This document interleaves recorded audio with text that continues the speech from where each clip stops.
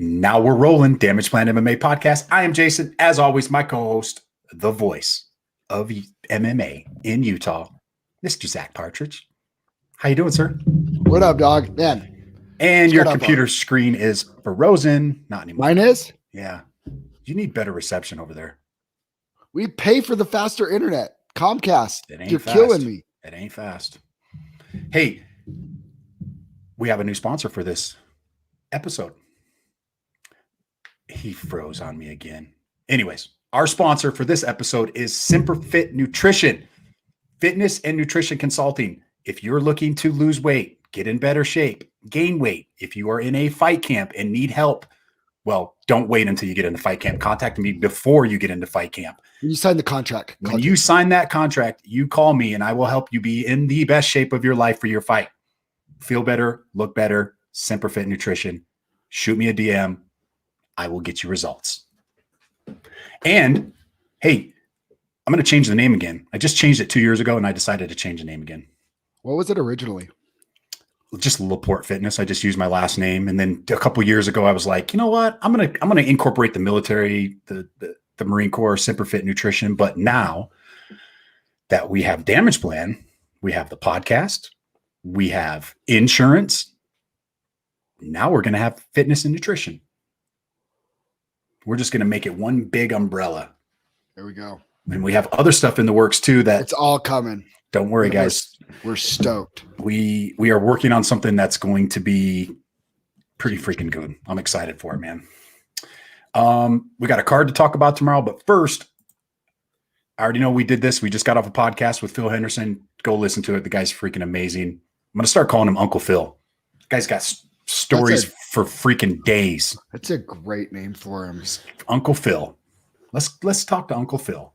But hey, huge shout out to Clay Collard last night. Didn't have to take the fight. Already had the points because his opponent missed weight. If he would have lost, would he have lost the points too if he took the fight? Nope. So he was going to get 3 points. He was already getting 3 points anyways, and he still takes the fight. Like, what if he would have got injured? Well, it kind of looked like his leg was, I don't know. Sure We haven't talked to him. I'm hoping he's fine. Savage. He's a savage. Dude, he is relentless, man. Just, yeah. You can't train that, I don't think. Can you, Zach? Can you train that into somebody? The no quit? I don't believe just so. that. I think some people have a breaking point. Just that keep coming forward. I mean, there's a lot of people that say that, but it didn't matter. It didn't matter the shots he took. It didn't matter if he's freaking getting choked out. He just, I'm just going to peel your arm off me and I'm going to stand up. Like it was nothing. No, that choke, that getting out of that choke that was ridiculous. That's ridiculous. Tyler Diamond, shout out to him. He didn't get the W, but I mean, if you're not a fan of Tyler Diamond, you're not a fan of MMA. He's a stud.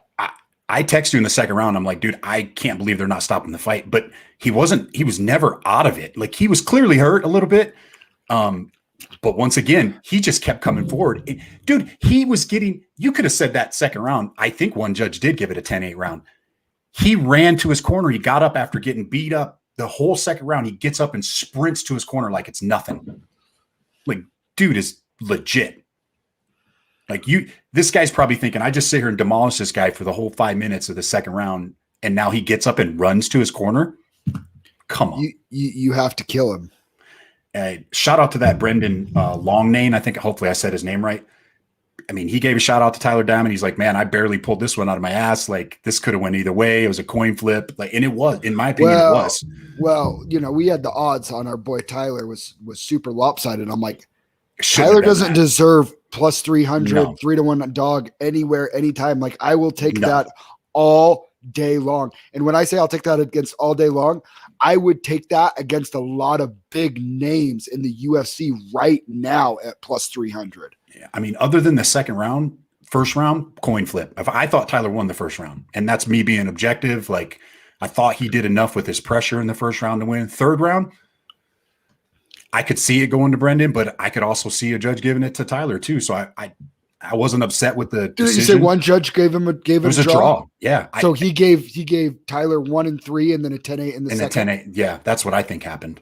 I mean, I don't hate it, but I can see the other side of it too. So shout out to Tyler, man. Just a savage.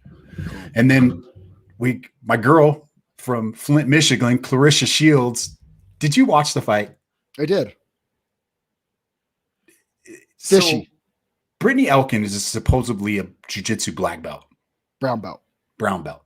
She had Mount for twice at least, well, and pretty much the whole first round too, right? Yeah. So what, 6-8 minutes out of 10? And she attempted how many submissions? One. Maybe one? Kinda. Like, I mean, maybe you could say to me she wanted to prove a point and get a TKO. But if she is, then she deserves to be cut by every major organization, because when you're trying to prove a point and just can't take the win when you have it. Clarissa Shields, straight up, there was one point when Elkins was on top, punching down on her, and Shields did the normal reaction thing to do, especially for an inexperienced person, where she puts her arms up to stop the punches. Yes. And that is like I know giving your arm for an arm bar. Like, please take my arm and get me out of here. And she didn't do it. I will say, I don't know if it's because she didn't do it because she wanted to prove a point, or she figured she could always go back to it, like maybe in the third round or something, and she figured she'd just get there again. I don't know. But ladies and gentlemen, if you have a spot to finish a fight and you choose not to, you deserve to get screwed by the judges. You deserve to lose. I'm not saying Brittany Elkin got screwed by the judges. Yeah. She was on top for a lot of the fight. And not much damage. That was fishy. I will say Clarissa Shields deserves a little bit of, I mean, she deserves a lot of respect. First of all, to have somebody on top of you for as long as she did. And Clarissa wasn't just laying there. She was trying to get up. She was trying. And she didn't look tired. She kept fighting back. Like, I mean, cardio was there. Cardio was there. She's an Olympic athlete. She's not going to quit. No. This isn't CM Punk that was like showed a lot of heart by not quitting when he was getting demolished all over the UFC octagon. That was the biggest disgrace in UFC history, if you ask me. Yeah. It's not, it wasn't that. You have a legit world-class athlete going into a different sport and taking a risk. And not to mention too, she's fighting a girl that's 3-6, but if you want to call yourself the GOAT or the women's GOAT, the GWOAT, whatever, if you're going to do that and then you lose to a girl that's 3-6, that looks, it's like you're done. Like, no, but I mean, don't leave it in the hands of the judges. And she got the W one way, by hook or by crook. She got the W. I mean, if you try to stand with her, you're going to sleep because her hands look pretty damn good when they were on their feet. Dude. Well, yeah. I mean, with her skill level, and she's athletic, and like her kicks aren't bad. The thing that's going to suck is there's a girl named Kayla Harrison that she don't want that. She'll never catch a girl. She's like never going to get to that level. I think she's good. I think it's good for the sport though. I like it. I like what PFL is doing. She'll never get to Kayla Harrison level. She'll never get to Amanda Nunez level. She'll never get to Cyborg's level. Sorry, not sorry. Do you think you'll see her in a tournament? Because she's not in the tournament. Do you ever think she'll go into that? I think she will. I don't think she'll do great. Yeah, you're ready for this? I don't care. I think it's good for the PFLs at least. I like that they're promoting it and pushing it. I mean, I like to see Flint on the map. Time out. Yeah, you like to see. Get out of here, Homer. Even though she's not my favorite person to listen to on the mic. No. But hear me out here. You said promote it. Man, I get so angry every time I see Jake Collier as a heavyweight on the UFC scales after he used to fight. Like, dude, you are just so. He actually does look in better shape this time, though. Dude, we're going to talk about it. We're going to talk about it. But anyways, sorry, I just have the weigh-ins on over here. But to be fair about Clarissa Shields and all that, she went to the PFL because she wants the opportunity to like get the big $1 million money and like become like and actually be promoted and stuff like that. And the PFL has already promoted her more than boxing ever has. Because guess what? I didn't really know who she was until I heard that this great boxer was coming over to MMA. Did you? Well, I know who she is because she's from Flint, and I knew when she was winning the Olympic golds. I knew all about her, but I don't really count. But you know what I mean? Like, I'm just like, Okay, there's this girl that's an Olympic boxer. Like, I can't name one other female Olympic boxer. That's what I'm trying to say. Does Kayla Harrison get that much of a promotion? No, she doesn't. And she should. And so what I'm saying, when you're saying it's good for the PFL for promoting them, they're promoting them a fraction of what they should. And just because she's finally getting some promotion, like, I knew who Kayla Harrison was a couple years ago because of the PFL, but like, I just thought she was Ronda Rousey 2.0, basically. She's more than Ronda Rousey 2.0. Like, you have to watch her, but they don't really promote her. No, like, they don't. She's their reigning champ and their greatest. She's their most dominant athlete ever. And they're giving all the shine to Anthony Pettis. That's 0-1 in their promotion. And had to pull out and is fighting again in 2 weeks because he got sick or something. You know what I mean? It's like, is the PFL really giving them the love? I think you're going to see Kayla Harrison in the UFC after this year. And I think you see Clarissa Shields in Bellator within the next couple years. As soon as she gets a step up in competition, she's getting flatlined. She's getting choked. She's getting choked. I think she'll do okay because I think they're going to keep feeding her these Brittany Elkins type girls. Maybe. They should to bring her along, but she's going to take some L's. She's going to take some L's. She faced a little bit of adversity though last night. I don't think she faced that kind of adversity in boxing. She'll overcome it. That's fine. El Jefe, I don't think they were trying to make the fight happen. She was just saying like that's her eventual goal. But you know what though? You don't know what you don't know. And I think after even just being in there, it's like, okay, if this girl that's 3-6 and I couldn't really even get her off me, like what's Amanda Nunes going to do to me? And I know she thinks like, yeah, if I do this for like 2 or 3 years, I can get there. Like, I'm sorry, sweetheart, you're not. The only difference that I see, and think about this, when was the last time Amanda Nunes submitted somebody? She can't go in that if let's just say hypothetically she was to fight Clarissa Shields, she can't be standing like she is because Shields would turn her lights out. I will say that. Say that again. Hypothetically speaking, if Shields and Amanda fought, how many submission victories does Amanda Nunes have? I don't care. She's a black belt in jiu-jitsu. I know, but I'm just saying, how often does she use that? Like if she came in there and just naturally wanted to try to stand like she has with all these other girls because she knocks them out. Like she did with Cyborg? Like she ain't doing that to Clarissa Shields. No. I don't think she does that to Clarissa Shields. That I'm not saying Clarissa wins. Okay, so I have a question. So all right, then now this is getting interesting. Now my interest is piqued. Let's go. I got you.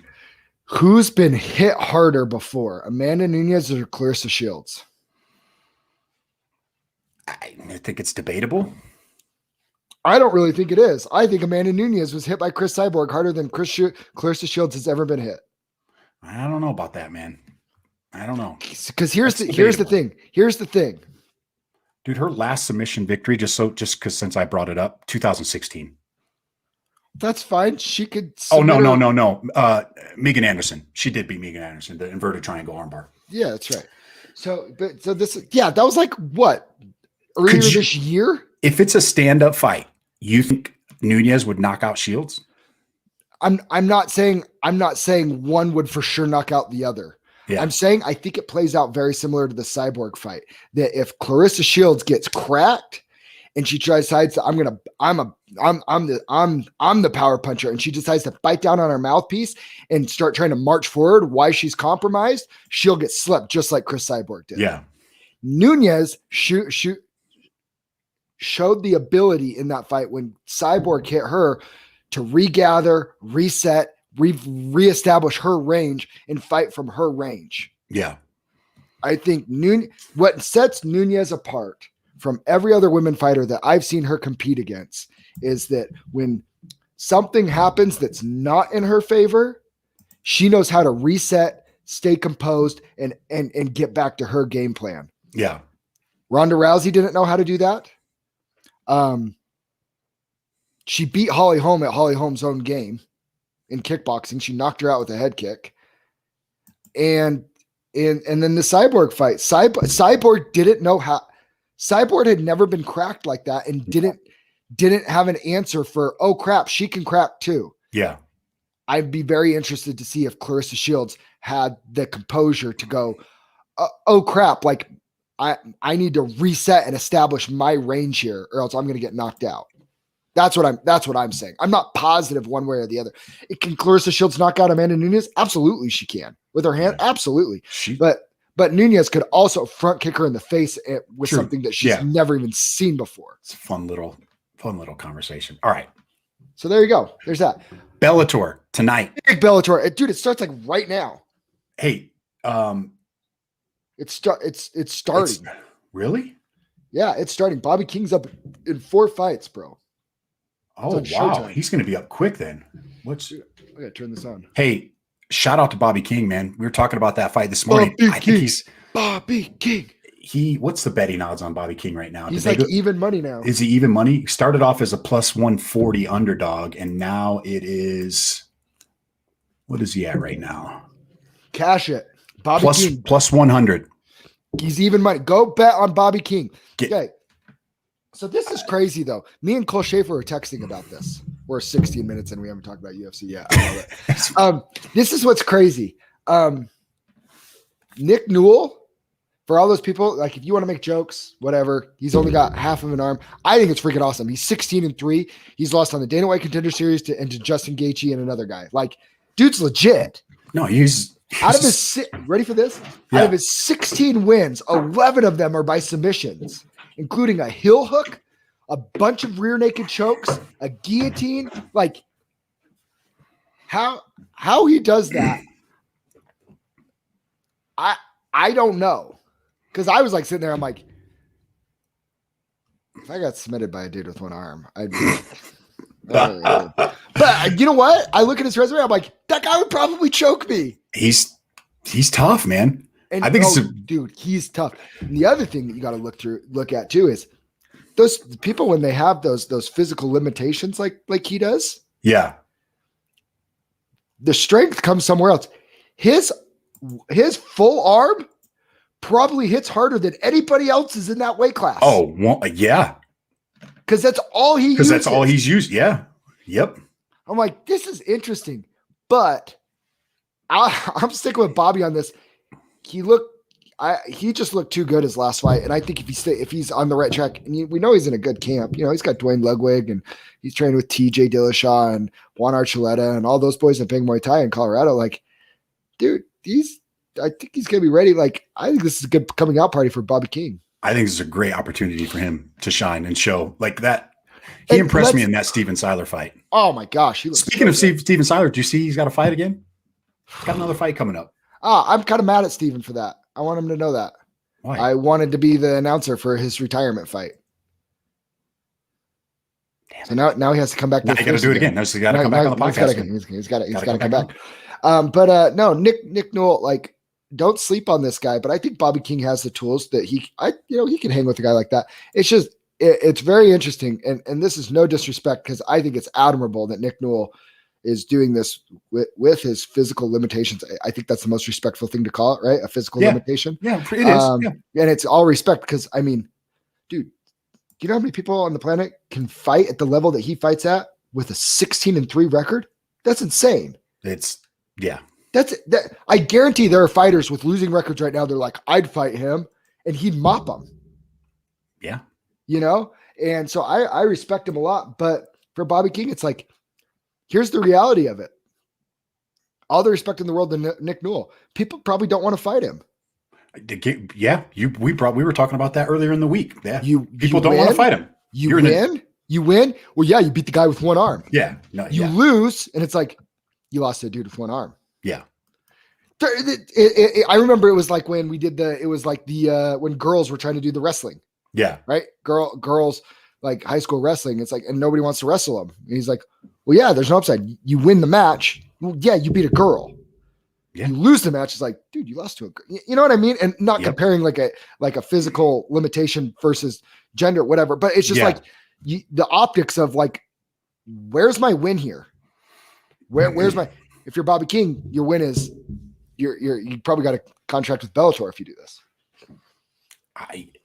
I love his chances. I am, and I normally root for Nick Newell. And I'm saying all this saying, like, if he's not fighting a guy like Bobby King, who's a local guy who we support, we like Bobby. He's been on the podcast. He's a great guy. Like, we're fans of his and supporting him. He's one of the most respectful guys. Genuine, nice guy. Just great guy. Yeah. I know people that train at his gym. They love him. Like, it's because, I dig that. But I usually pull for Nick Newell because I'm like, I want to see this dude win. Yeah. Not this one. Not this one. Sorry, Nick. My money's on Bobby King. One more fight before we get into the UFC. Who do you got in the main event? Lima and Amosov. How do you bet against a guy that's 25-0?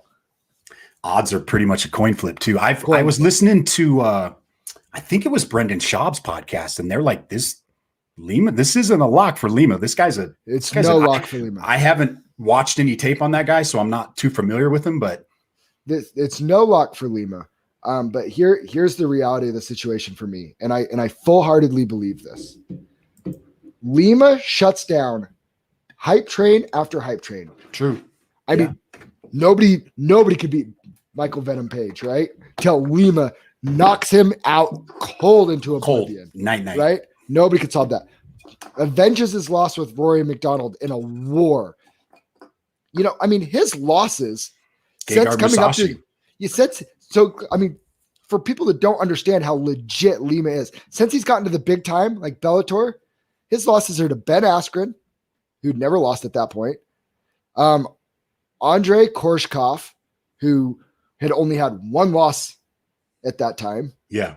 Then he goes on to this run where he beats Paul Daly, knocks out Andrei Korshkov, beats Lorenz Larkin, loses to Rory, beats Andrei Korshkov again, finishes him twice. So he lost. So every loss besides Ben Askren at 170, he's avenged and beat him. And then he moves up and loses like a 48-47. Great fight with Gegard Mousasi. I'm serious when I say this. Douglas Lima, everybody's talking about Colby Covington's the second best 170er in the world. Douglas Lima's the second best 170er in the world. He is the only person on this planet that I think has a legit chance to beat in Kamaru Usman. I don't know if he beats him, but like, I think Usman beats him. I agree. I give the nod to Usman too, especially how phenomenal he's looked his last couple of fights. Yeah. But like, Lima's a giant 170er. He's a Brazilian jiu-jitsu black belt. He has leg kicks from hell, and his hands are clean. Like, he is the complete package. And oh, by the way, he is 32-8 at 33 years old. War tested. He's got a great chin still. Like, you ready for this? Yeah. Never been finished. It's going to be a good fight. Never been finished. It's going to be a damn good fight. So if you beat him, you have to be in there with him for 5 rounds. Not too many people can do that. I love Douglas Lima. I'm a big fan of his personally. Now, if anybody's going to beat him in Bellator, it's this guy. Yeah, this guy. Yeah. I am just saying that. I'm not saying he's invincible, but I think it's a great fight. But I am leaning my boy Douglas Lima. I'm a big fan of Douglas Lima. I love watching him fight. But dude, this is a great card. Aaron Pico's on the card. He's always super fun. Dude, did you see that guy he's fighting? Yeah. He's giant. He's ginormous. Yeah. You know why? Because Aaron Pico, nobody will fight him the smaller weight classes. Nobody wants to fight him. Yeah, he's a stud. But what was the difference on that? That guy's got to be, he's 6 foot tall. He's 6 foot tall at 145 pounds. It's like Zabit. And he's got a 75-inch reach. Like, all my money's on Aaron Pico, though. Aaron Pico by body chop. If Bobby King wins, I'm going to sprinkle a little bit on Lee. Yeah, when he wins. How dare you? Why don't you just give me the money? Just give it to me. Just Apple Pay me. Are you going to give me plus 500 odds? Sure. He's plus 500 for a reason, bro. I know. Kyle Kretschmer, he's the other one that I love on the Bellator card. Yeah, but he's a stud too. All right. He's coming off a loss though, isn't he? Yeah, yes, he is. First loss. He's hungry. All right, UFC 263.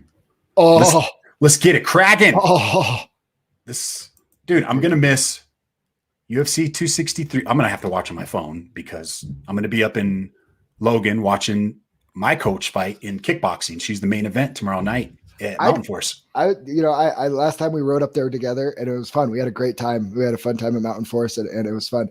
And we missed Stipe Ngannou, and that was a bummer that we missed it. But I'm not missing this card, and I'm not missing Jazz Game 3. So sorry, Mina. Best of luck. I'm cheering for you. I'll be there in spirit. Hopefully it's as quick as the last one, and then I can hop in my car and catch some of the fights. El Jefe, we're gonna fight about Henry Cejudo and this dude. We are gonna get in a gym with gloves and a mouth guard one day, and we're throwing. Gosh, you make me angry sometimes, El Jefe. All right, let's kidding. Break down UFC 263. We're gonna do it a little different today. Yeah, we're gonna be pretty quick on these prelim ones since we've been podcasting for the last 3 hours. Literally for the last 3 hours. So fun though. So fun though. We need to get paid for this. We're not even getting paid for this. Well, I take that back. Yeah. I dropped a deal while we were on the podcast, so I did get paid while we were doing this. I just sold life insurance. I'm in the car business. For those of you guys who don't know, I do special financing in the car business. So yeah. Anyways, all right. First fight of the night on the prelim cards is in the heavyweight division. Carlos Felipe takes on Jake Collier. Carlos Felipe is 10-1, 6 foot tall with a 75-inch reach. Jake Collier is 12-5, 6'3" with a 78.5-inch reach. I'll never bet on Jake Collier. I am. You like Collier? I think he wins. Really? I don't go too far back when I'm doing my research on these. I'll usually just watch the last 1 or 2 fights. Yeah. And this fight's not going to the ground. And Collier's bigger. I think he has the better boxing. He has better leg kicks. Does he? He looked phenomenal in the weigh-ins. I didn't like. That's actually that's the most in shape he's looked as a. I mean, Tafa. Felipe just beat Tafa, but Collier's punches come straight down the pipe. Felipe wings his punches. That's what I think the difference is going to be. I think he just picks him apart on the feet. I think Felipe has more knockout power. I'll agree there. I agree with that. But Collier can take a punch, man. He in that Gian Vellante, they were chunking. They were cracking. They were cracking. And I don't think Vellante has the punching power that Felipe has, but I'm taking a stab at the underdog, man. I don't hate it. That's fine. Whatever. There's too many good fights on this card to get. I'm not gonna. All right. So you're on Felipe? Sure. All right. I don't like either of them. How's that? Can we end in a, you know what? How about this? It ends in a no contest due to them both being out of shape and somebody gets kicked in the nuts in the 3rd round. I can get down with that. Like that Juan Espinosa fight, remember? Oh, yeah. Remember that? Where they were just both just gassed and it's like, we'll call it a draw. Next up, this should be a great fight. Faris Zaim against Luigi Vendoramini. Faris Zaim is 11-3. He stands 6 foot tall with a 75-inch reach. Luigi, the Italian stallion, is sporting a 9-1 record, 5'8" with a 73-inch reach. So the height and reach advantage for Faris is, dude, he's a big 155er. 6'1", 75-inch reach. Mm-hmm. Fight odds, you got Zayn as a slight favorite, 140, comebacks plus 110 on Luigi. I'm going with Mario's brother here, Luigi. Really? You're gonna go with Luigi? I like he's a jiu-jitsu black belt from Brazil. He is coming off of a win. He came off a long layoff after 2 years and fought, last October and won with a head kick. He's got power in his hands. He's a black belt in jiu-jitsu. Zaim's really he's fun, but I look on a lot of decisions. Yeah. They're both 1-1 in the UFC. I don't know, man. That is tough. Zaim though did have a win over Jamie Malarkey, and he's tough, and so that was impressive. See, I'm taking a little bit of value with Mario's brother here, Luigi. I was listening to some people talking about that they didn't think that was a good win. Dude, that Malarkey I thought it was a great I think Malarkey's super tough. I think he is too. Malarkey, that's a credible win. Malarkey's not a slouch. On a coin flip fight, I think Varize is going to win the fight. But if I'm betting, I'm taking I'm with you. I'm taking the for the record, I'm not. fight. Yeah, for the record, I'm not touching either of these first couple fights. Next up, this should be a fun one too. We got Steven Peterson against Chase Hooper. Steven Peterson is sporting an 18-9 record. He is 5'10" with a 70-inch reach, fighting out of Fortis MMA.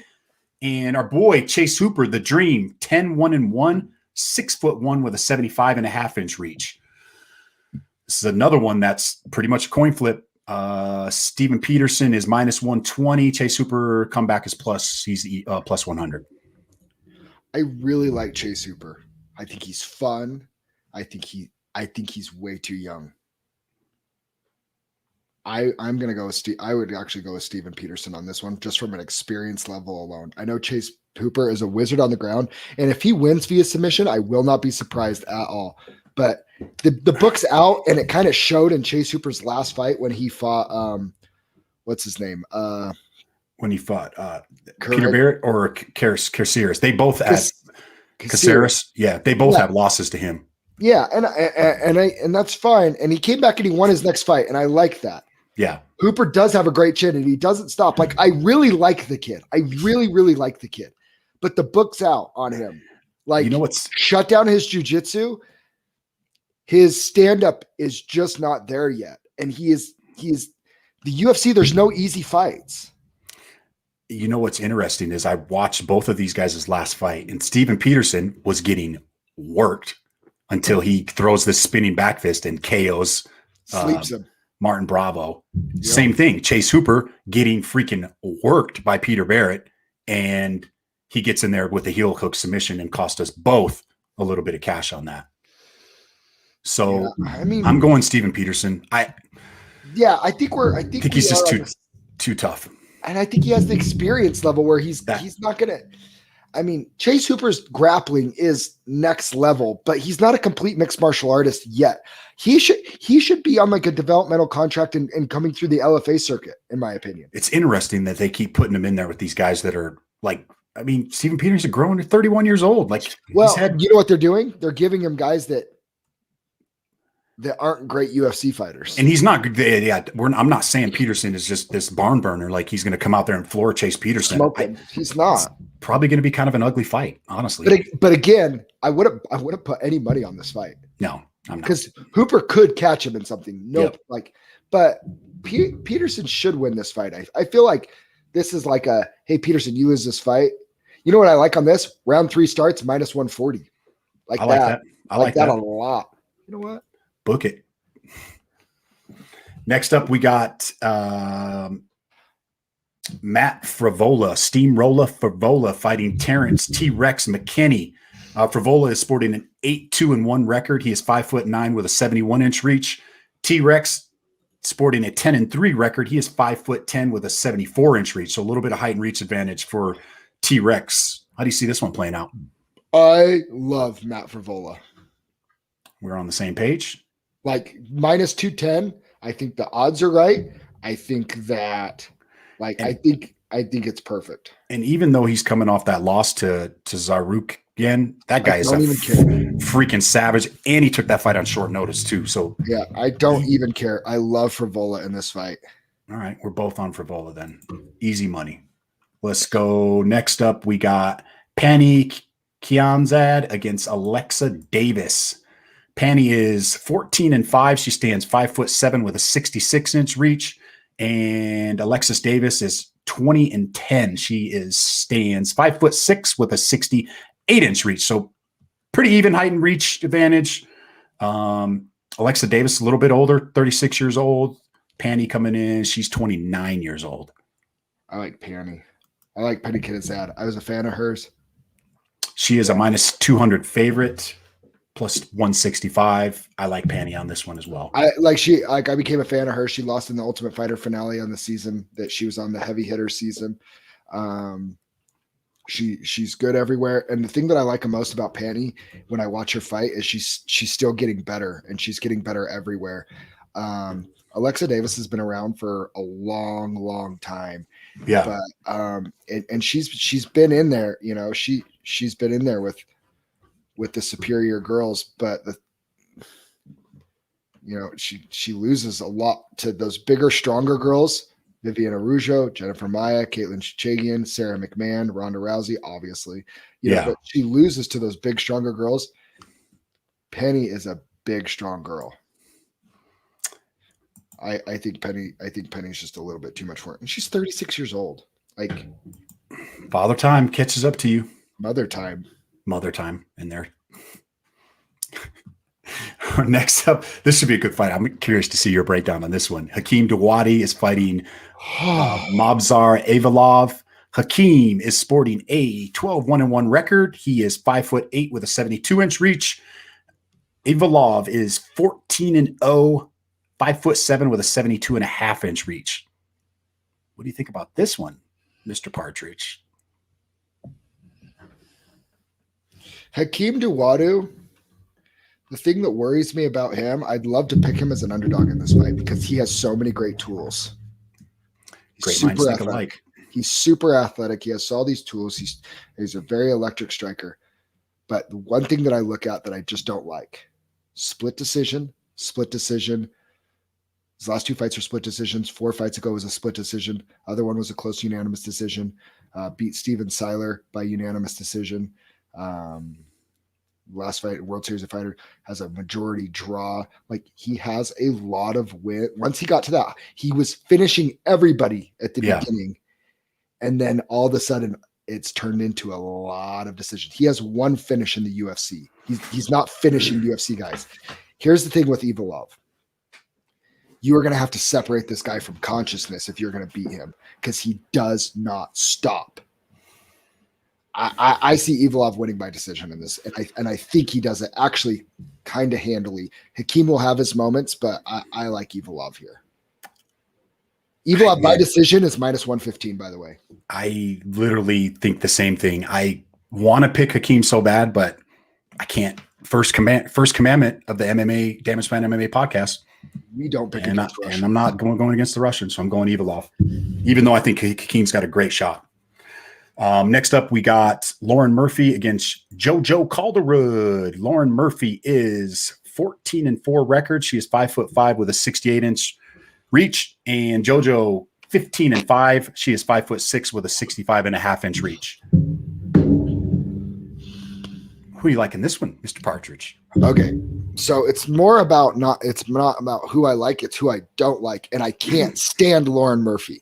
So there's 2 angles to this. And I'm going to get a little snarky here. Okay. But there's 2 angles to this. One, if Lauren Murphy wins, she gets to fight Valentina Shevchenko next. And then I get to watch Valentina knock her out cold. I'd sign up for that.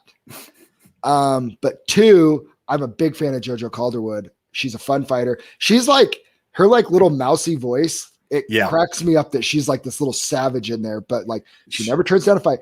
Like, if you didn't like JoJo Calderwood after The Ultimate Fighter, you follow her career. And if you're not a fan of JoJo Calderwood, she was next in line to fight Valentina. Yes. And instead of waiting, she took the Jennifer Maia fight just to be a gangster because she likes to fight. Yeah. I like JoJo Calderwood. I like her mentality, where I feel like Lauren Murphy has this like little like chip on her shoulder of entitlement. And I don't really get where she got that from. She you does. Know what I mean? She does have a little like it should be me type, Like, okay, she's on a 4-fight win streak. Great, that's cool. Mara Borella, not in the UFC anymore. Andrea Lee, split decision. Okay, you're not rocking anybody's socks off. Roxanne Modafferi, good win. Okay, that's a good win. Yeah. Lilia Shakiriov, who you got a rear naked choke.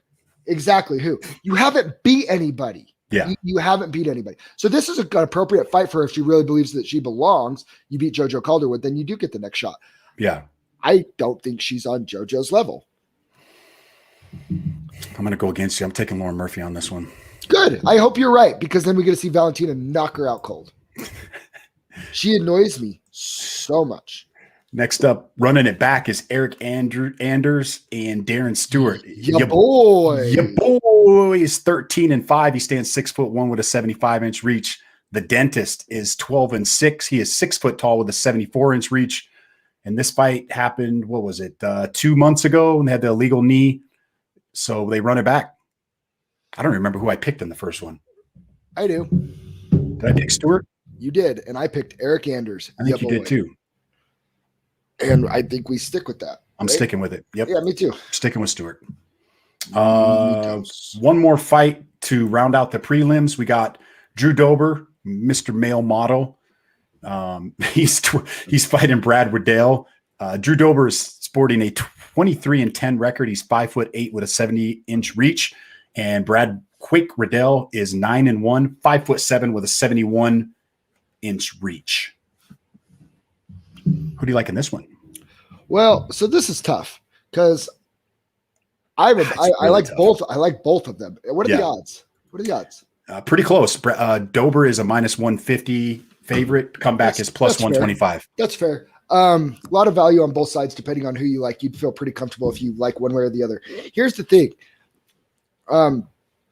Dober was looking great and really picking up momentum with 3 finishes in a row. First round finishes and a second round finishes. His 2 losses are to Benelli Dariush, his last 2, and Islam Makhachev. Probably 2 of the most underrated guys at 155 with a number by them. It's fair to say. Yeah. Islam finished him with an arm triangle from half guard, which if you don't know, that's ridiculous. But now he's facing Brad Riddell, who is a grind out wrestler as well. But he's not a Dagestani grind out wrestler. So it's like, I'm leaning Drew Dober. Don't love it. I think I'm going Drew Dober, but I definitely, the other thing that I don't really like is Brad Riddell. He's another guy, not much of a finisher. Never had a finish in the UFC. He's 3-0 in the UFC. Yeah, that's true. Unanimous, split, unanimous. It's like, at some point, if you're going to start beating those higher level guys, which Drew Dober, I believe, is a higher level guy. I mean, is he? Yeah, I think he is. Like, I mean, I think he's that borderline. I mean, he right. We talk about this all the time. That 155 division is just ridiculous. I mean, he goes to if you cut him, he goes to LFA. He's the LFA champ right now. You know what I mean? Like he goes to Bellator. He's a top 4 Bellator 155er right now. Like it's just the UFC. It's just the deepest, most stacked, ridiculous shark-infested waters in the world. So, and I do like Drew Dober. He just has some deficiencies. One of them being against elite level grapplers, he struggles. Yeah. Brad Riddell is a very high level wrestler, but I don't know if he has it in him to finish him. I could see him securing takedowns and holding him down a lot and grinding out a decision. But then I could also see if Drew Dober's obviously probably been working on his wrestling, knocking him out. So this is like, I'm leaning Drew Dober because I would imagine he just went from one camp working on his wrestling to another. Like he's got to be. Yeah. We should be seeing some progress there, but and so I am leaning Drew Dober mostly because I'm a fan, but I like both these guys. Just for the sake of controversy, I'm going to go Brad Riddell on this one, but like you, I think it's a coin flip. I really do think it's a coin flip. So does Vegas. So, and Vegas always knows. Main card, we have Paul Craig and Jamal Hill. Paul Craig is 14-4-1. He stands 6'3" with a 76-inch reach. And Jamal Hill is 8-0, 6'4" with a 79-inch reach. There's been a little bit of bad blood between these two, and a little bit of smack talk. Paul Craig kind of pulls that out of people, and Jamal Hill's been asking for bigger names for a while. Well, he's got one. He is only 8-0, but he's nasty. Jamal Hill's nasty, and the way he put down OSP, a lot of people went, whoa, and nobody's really wanted to fight him that much since. I like Jamal Hill. This is a giant step up, I think, though. But he's big, tall, physical, athletic. I think if Paul Craig can't get this to the ground, I think he's in big trouble. He's in huge trouble if he can't get this to the ground. Mm-hmm. I think he gets it to the ground. I'm going to take the underdog on this one. Cool. I dig it. I dig it. I think the experience, he should have enough experience to do it, right? But yeah, if he tries to stay standing and trade with him, he's going to sleep. He's dead. Yeah, he's going to sleep. All right, next up, we got Damian Maia against Bilal Muhammad. I think we both are on the same one on this one. Who do you like in this one? I would love to cheer for Damian Maia in this fight. There's something about Bilal Muhammad that like kind of bugs me. Like I don't really Doesn't he have like he's one of those guys that has like a big head and a small body. Yeah. You've seen pictures of him? He looks like a bobblehead. Yeah, he's like his head's just gonna start. Like he needs a kickstand to hold his head up so it doesn't fall down. He's freaking weird, but that was mean. Yeah, it's just truth. It's okay. He looks like a bobblehead doll. No big deal. I think that when you look at these two guys, you see, I just think Bilal Muhammad has too many tools for Damian Maia. But if this gets on the ground, Damian Maia will strangle him. I like Bilal Muhammad. I think he gets it done. I do too. Is there anything in Bilal Muhammad's head that's like, my last fight, I was getting pieced up by Leon Edwards? But he's not going to have to worry about that with Maia, though. And I think he has enough on the ground to stay out of trouble with Maia. Yeah, Ben Askren thought that too. Well, yeah. I think Muhammad's a little bit better than Ben Askren. Just my take. Are you on Muhammad? Or are you taking the underdog? Ooh, you're thinking kind of hard on this one, Zach. Muhammad's not as good of a grappler as Ben Askren was. I'm not saying he's as good as a grappler, but I think he's good enough to stay out of trouble. I would say this to you. When was the last time Kamaru Usman was in trouble? Besides the Colby Covington? I don't even remember. I can't even remember the last time he was in trouble. Before that, the last time he was in trouble was Damian. Was it Maia? Yeah, it was. Maia had his back, and the refs. I remember. Yes. Oh, that was. Like, I mean, you're literally talking about that could have re-altered that entire division. Once Maia takes your back, like, and it was early enough in the round, like weird. he had like weird. 3 minutes left in the round, and Maia was just working his way. You know how he just kind of works those chokes, and if he clasps his hands like ball game, it's over. Yeah. Damian Maia. Yeah, I'm rolling with Damian Maia on this one. I'm going to say Bilal Muhammad gets a little cocky and he accepts going to the ground with him and Damian Maia strangles him. How about that? All right. What's the bet where Maia by submission? Damian Maia by submission. Yeah, you know what? I like that. I dig it. I'm feeling good about it now. All right. That's cool. All right. Next up, fight of the night. Okay, it's not going to be the fight of the night. It's going to be the ass whooping of the night. Leon Edwards against Nate Diaz. Leon Edwards is 18-3, 6'2" with a 74-inch reach. And Nate Diaz is 20-12. He stands 6 foot tall with a 76-inch reach advantage. I know you love Nate. You know I don't love Nate. You know, the best thing Leon Edwards ever did was go on the Joe Rogan podcast. Made me that was good. Actually, listening to him talk made me a fan of his a little bit. As Jason's tiny old man bladder has to go to the bathroom. No, it's this is an interesting fight, and I gotta let Jason come back to defend his boy Leon Edwards on this, because I know he's all over Leon Edwards. But I'm sorry, Nate Diaz should not be plus 400 against anybody. He's Nate freaking Diaz. Like, you have to kill him. He's been stopped one time in his entire career, and that was by Josh Thompson. I don't know. I can't wait for Jason to get back because we're going to argue about this. There's only 3 fights left. Dang it, Jason. You couldn't have waited. You couldn't have waited 3 more minutes, 3 more fights. Just been podcasting all day long, dog. All day long. Sorry. It's okay. I'm just saying you left at a bad time because here's the thing. Do I think Leon Edwards wins this fight? Of course I think he wins this fight. Everybody thinks he wins this fight that has a brain and can take their Nate Diaz army bias out of this. Yeah.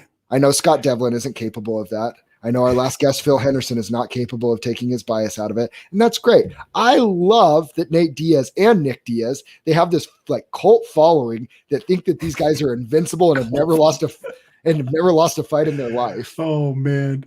They don't. They like, I've never lost a fight, except the time that Nate Diaz got head kicked by Josh Thompson and actually got stopped. So there's that. But other than that, but I think I will say this. I think it's ridiculous that Nick Diaz is 4-1 underdog. I don't. So you're saying, I mean, because when you see odds like this, you're saying there's no chance. None. 10 out of 10. There's no chance that Nate Diaz catches him in a submission. None. 8 out of 10 times. Okay. I'll say 80%. Okay. Heavily, maybe even 9 out of 10 times. I don't see it, man. I'm going Nate. Does the fight go the distance or does it get stopped? Remember, 5 rounds.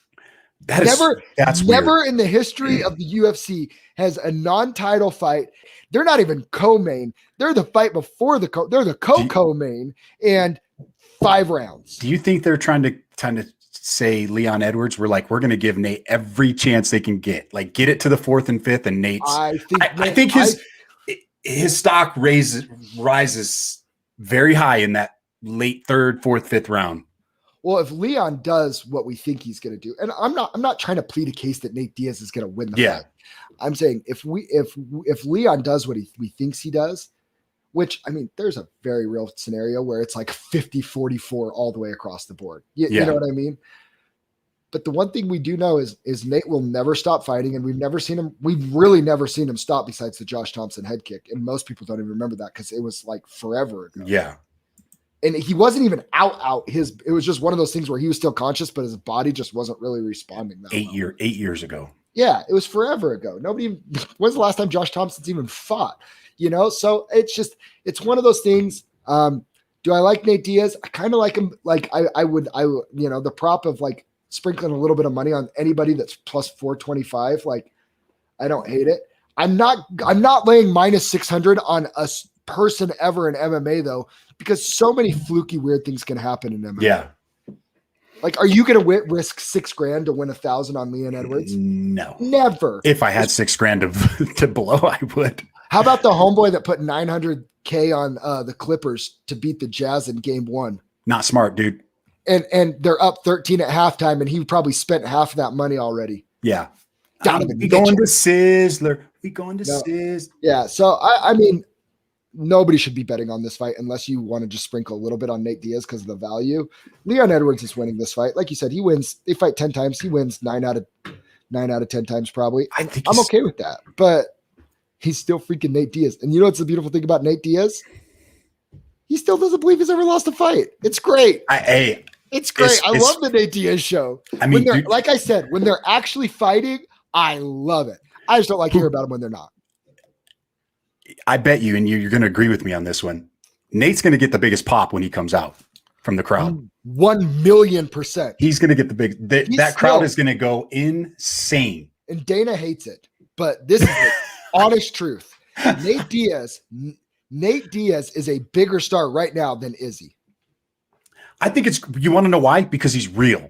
Because he's not freaking fake, because he's real. And Izzy is, to me, fake. Like everybody's on steroids. Yeah. Nate Diaz is a guy that you could have over smoking weed at the press conference, bro. It was CBD. No, it wasn't. Was it? Was it really? Oh, because it's legal. Yeah. But because Arizona's commission's different. They have a higher tolerance. If there's one guy that I'm inviting to the barbecue, it's Nate Diaz. He's coming to my barbecue. I'd have him at the barbecue. I'd have him over. Like Nate Diaz. Like, I'm just a fan. Like, I love watching him fight too. Again, it's the Tyler Diamond thing. You have to kill him. That's a very good analogy. I like that. You know what I really mean? Do. Like, hey, compliment to Tyler Diamond because I'm putting you in the same breath. Like you're in the same mental makeup of somebody like Nate Diaz. You have to kill him to stop him. Yeah. And nobody's really done it. Dude, he was getting he was getting pieced up by Jorge, and he did not stop coming forward. Still coming, starting to come on before they stopped the fight. You could make an argument that he was coming on. I've gone back and forth on that argument whether I thought Jorge would just keep doing that or if Nate would actually came on. Yeah, and I think that's why this is 5 rounds. I think Nate said he's like, I'll fight anybody in a 5-round fight. You can give me anybody in a 5-round fight, and I'll do it. I like it. So, all right, let's go. I hope Nate Diaz wins. Yeah. By the way, you know why I hope Nate Diaz wins? Because the circus will start, and he will immediately jump into the top 5 of the 170 division, and he will get the next title shot of Usman. Yeah. After Usman beats Covington again. Very confident about that. Right? Are you, Zach? You think Covington's beating Usman? No. Usman's gotten significantly better since the first time. I think he finishes him. I don't think it's as close as it was the first time. Nope. Next up, running it back, fight of the year candidate, Deiveson Figueiredo and Brandon Moreno are running it back. Figueiredo is 21-1. He stands 5'5" with a 68-inch reach. The Assassin baby is 18-5-2, 5'7" with a 70-inch reach. These guys freaking left it all in the cage 5 months ago. Was it January, February? Phenomenal fight. Fight of the year. Fight of the everything. Like just a war. I know we've talked about this before we got on. This is one of the ones that you and I talked about. You're on Brandon Moreno on this one. I picked him the first time, and he was so close. He had it. He was so close. I'm not even mad at the outcome. I'm picking him again. You know what? You ready for this? I think he's in Figgy's head. Figgy had another crappy weight cut. He needed the whole thing to make championship weight. He looks like crap making 125. I'm sure he rehydrates and all that. There is something about Figgy, though, that rubs me wrong. And he's a savage. I'm not trying to take away anything from that. Yeah. He beat, to win the title, Benavidez twice. Okay. Over the hill, right? Is that fair? Mm-hmm. And I know I'm nitpicking here. And then he beat Alex Perez, which can we say maybe Alex Perez probably wasn't really ready? I don't think he was ready for that spot. No, right? No, definitely not. I think that Moreno, I think Moreno has the tools to beat him. And we already know Moreno has an insane jaw. Figgy can crack him, and Moreno is not going to start backing up and let him overwhelm him with that tidal wave of pressure and power. Yeah. Moreno's boxing's better than Figgy's. His punches are cleaner. He lands the better punches more frequently. Figgy just has more power, and there's more pop on it. I think that Moreno had to do fewer adjustments to beat him. And I think Figueiredo just has that big knockout punch. He's obviously a really good jiu-jitsu guy, but Moreno's a wrestling guy. Yeah. We know that good wrestling can shut down a lot of jiu-jitsu. And Figueiredo's huge. Figueiredo walks around heavier than most 135ers. Yeah, he's a big dude. Yeah.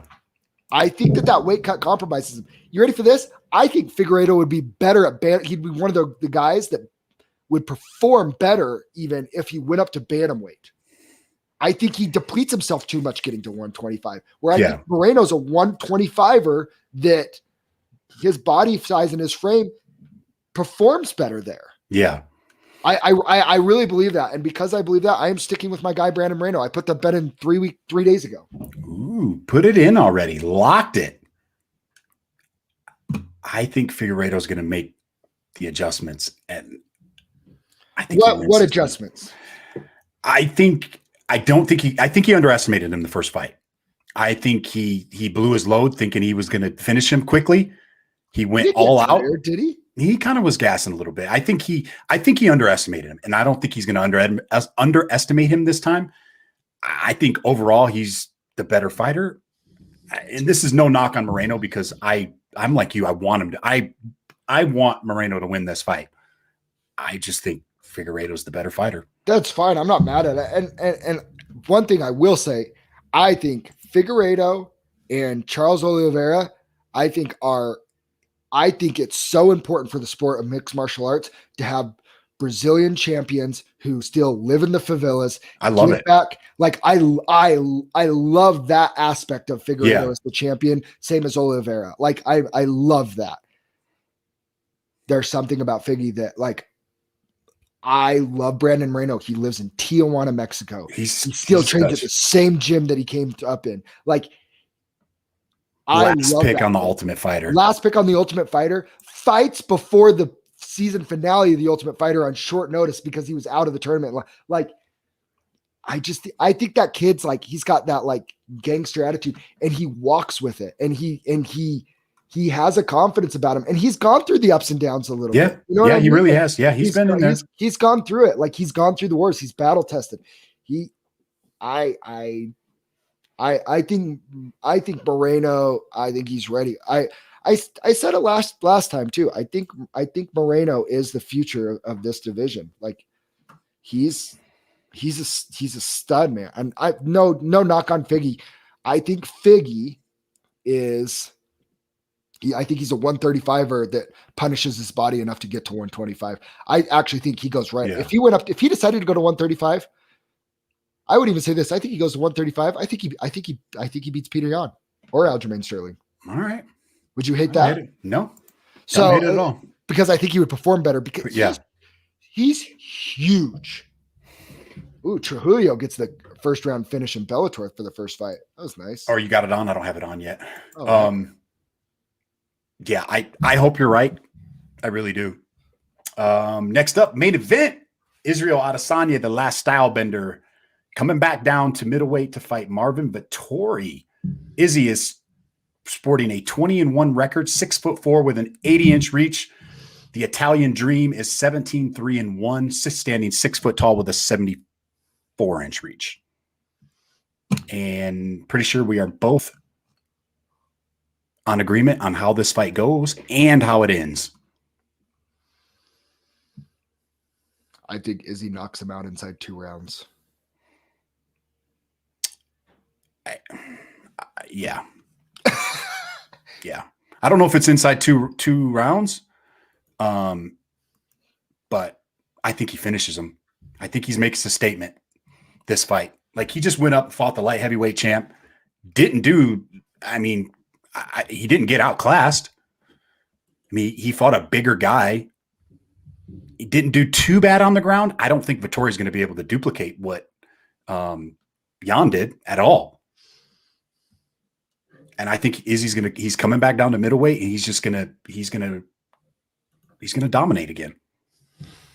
I don't see anybody standing in his way. I'd love to see the Robert Whittaker rematch.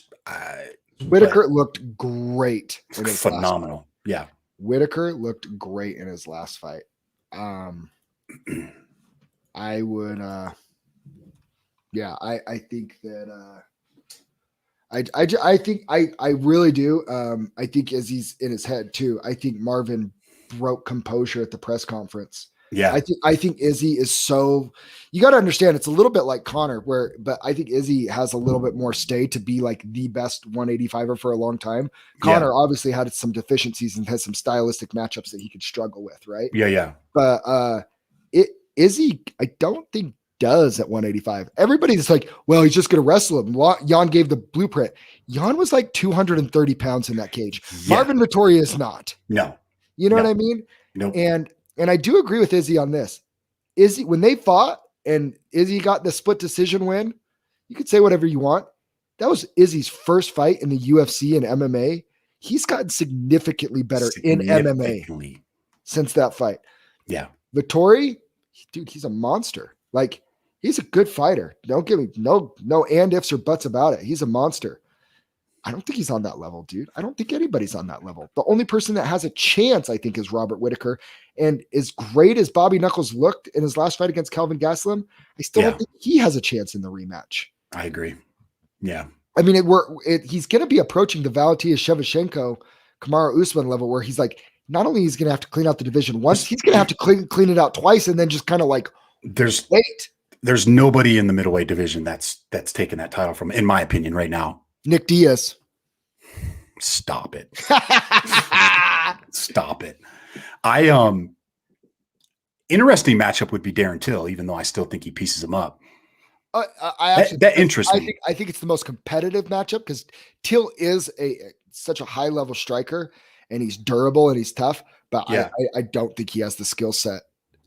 Till was another guy that he had a lot of I actually think Till's one of the people that suffers from the gap of 170 up to 185. Yeah. I think he's a tweener. Because he's not huge. He's not huge with the middleweights. He looks good and he can hang and he can do all that. You know, he beat Kelvin and stuff like that. But Till also got knocked out really bad by Jorge Masvidal. He got choked unconscious by Tyron Woodley. I believe that was Tyron Woodley's last win, correct? I think so. Yeah, I think you're right. You know what I mean? It's like, you probably weren't an elite welterweight. The experiment at 185 because you were cutting so much weight. Like, I get it. Yeah. I don't think he's on Izzy's level. I don't think he's on Robert Whitaker's level.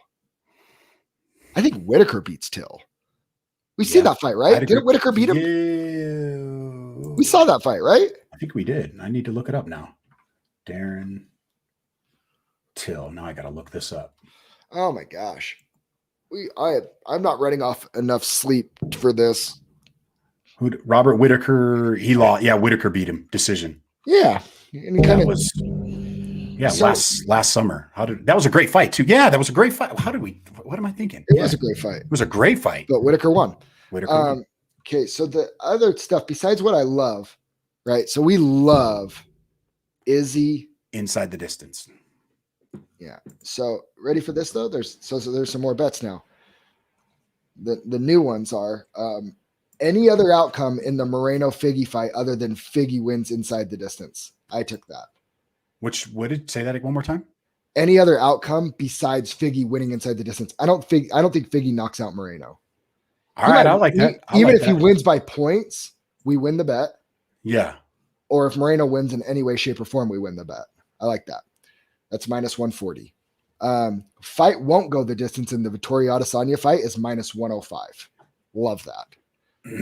Oh, that changed. You didn't jump in when I told you to, did you? No. Evlov wins by decision. I love that.